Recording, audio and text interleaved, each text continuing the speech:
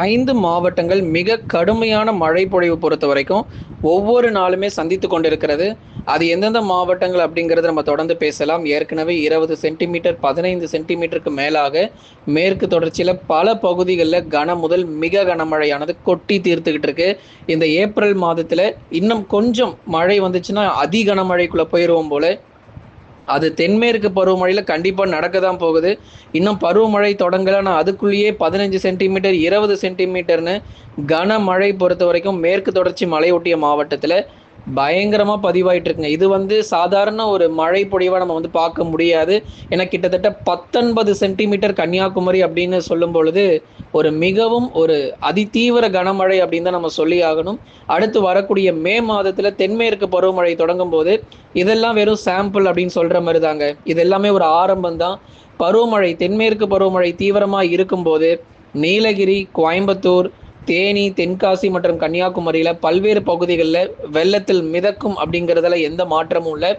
என்னப்பா வெயில் ரொம்ப அதிகமா இருக்கு. மழை இப்பதான் கொஞ்சம் கொஞ்சமா எங்களுக்கு ஸ்டார்ட் ஆயிருக்கு. இதே மழை தினமும் வருமா அப்படின்னா, ஏப்ரல் 15 வரைக்கும் மழை வாய்ப்புகள் காத்திருக்குங்க.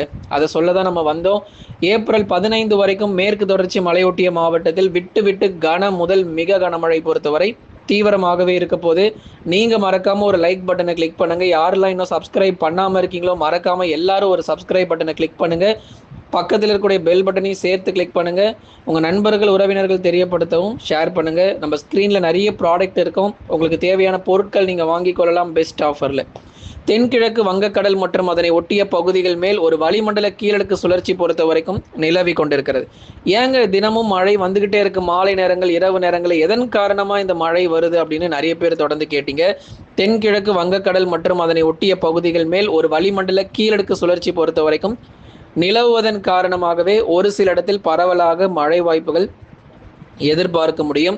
அதே சமயங்களில் தென்னிந்திய பகுதிகளின் மேல் ஒரு வளிமண்டல கீழடுக்கு சுழற்சி நிலவுவதன் காரணமாகவும் நமக்கு கனமுதல் மிக கனமழை வரை மேற்கு தொடர்ச்சியிலும் மற்ற மாவட்டத்தில் மிதமானதிலிருந்து கனமழை வரைக்கும் பதிவாகிட்டு இருக்கு.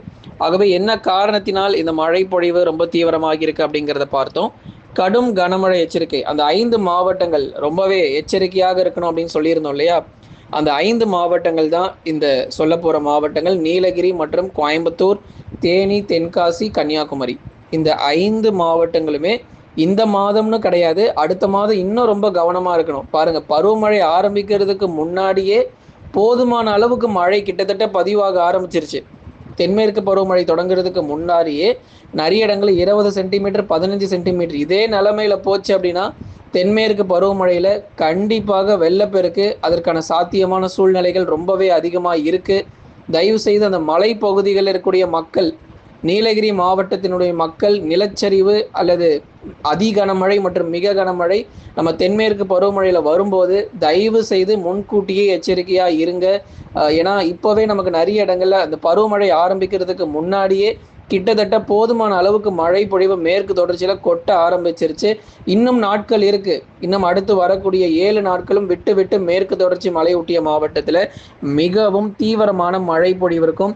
கேரளாவில் டவுட்டே இல்லைங்க, எந்த சந்தேகமும் கிடையாது. கேரளா வெள்ளத்தில் மிதக்கும் இந்த வருஷம் தென்மேற்கு பருவமழையில. ஏன்னா இந்த மழையே கேரளாவில் ஒரு மிக கனமழை மற்றும் அதி கனமழைன்னு கொட்டி தீர்த்துட்டு இருக்கு. தமிழ்நாட்டில் 15 சென்டிமீட்டர், 20 சென்டிமீட்டர் சொல்லிட்டு இருக்கோம். ஆனால் அதுக்கும் மேலேயே கேரளாவில் பயங்கரமான மழை பொழிவு. ஒவ்வொரு நாளும் மிக கனமழை தாங்க.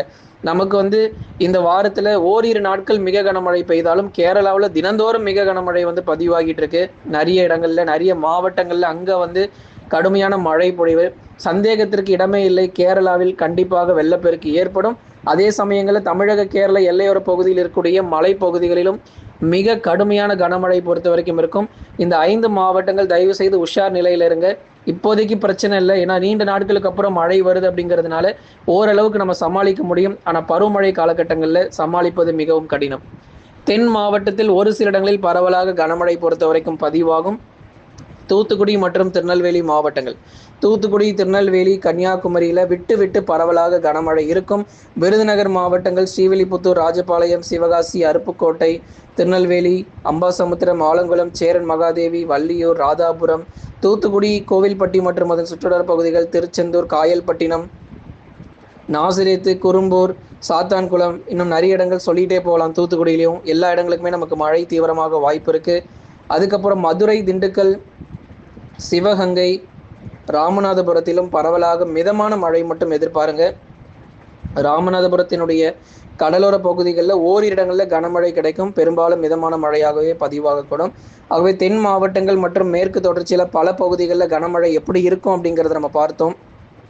அடுத்ததாக மிக முக்கியமான மாவட்டங்கள் வட தமிழக உள் மாவட்டங்கள். சாதாரணமாக எடுத்துடாதீங்க இங்கே மழை ரொம்ப குறைவாக இருக்குன்னு.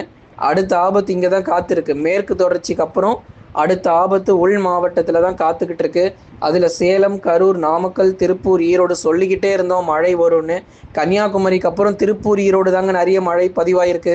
கடந்த 2-3 நாட்களில் அதிக மழை பதிவான பட்டியலில் திருப்பூர் மற்றும் ஈரோடு மாவட்டங்கள் 2வது மற்றும் 3வது இடம் பிடிச்சிருக்கு.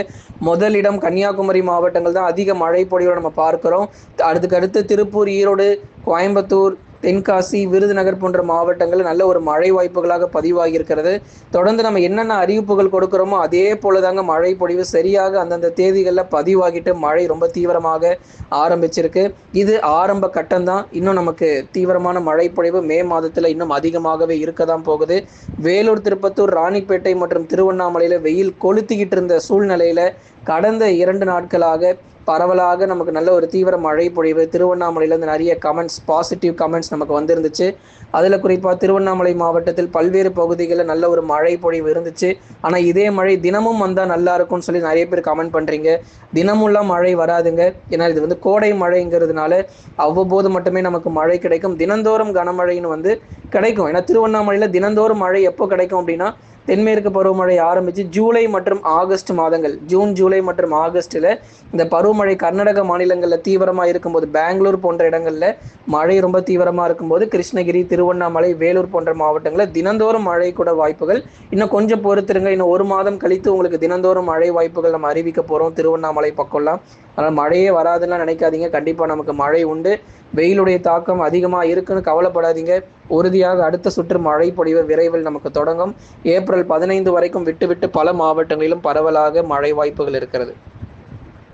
அடுத்ததான் நம்ம கடலோர மாவட்டங்கள் சென்னை, திருவள்ளூர், காஞ்சிபுரம், செங்கல்பட்டு, விழுப்புரம், கடலூர், புதுச்சேரி மற்றும் காரைக்கால், கள்ளக்குறிச்சியில் பெரும்பாலான பகுதிகளில் வானம் ஓரளவு மேகமூட்டம். நகரின் சில பகுதிகளில் லேசானது முதல் மிதமான மழை வாய்ப்புகள். சென்னை மட்டுமல்ல, மற்ற நகர பகுதிகள் கடலூர், விழுப்புரம் போன்ற நகர பகுதிகளிலும் அவ்வப்போது லேசானதிலிருந்து மிதமான மழை வரைக்கும் எதிர்பார்க்க முடியும்.